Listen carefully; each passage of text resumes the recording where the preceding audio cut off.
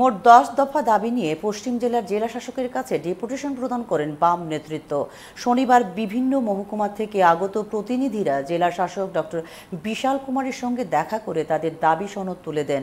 দাবিগুলোর মধ্যে ছিল বিদ্যুতের সমস্যা দূরীকরণ, পানীয় জলের ব্যবস্থা করা, বেকারদের কর্মসংস্থান সহ আরও কিছু। পরে সাংবাদিকদের সাথে কথা বলতে গিয়ে বাম নেতা রতন দাস সমস্যা সমাধান করতে সরকারের দৃষ্টি আকর্ষণ করেন।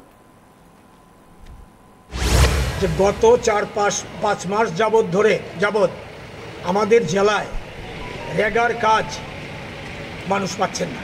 যারা জব কার্ড হোল্ডার তারা পাচ্ছেন না। চরম দারিদ্র্য বিরাজ করছে।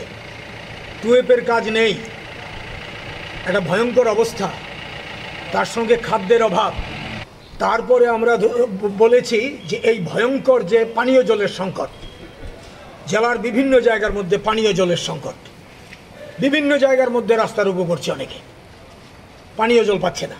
বেকারদের কাজের ক্ষেত্রে বলেছি, শিক্ষিত বেকার, তাদের কোনো চাকরি নাই।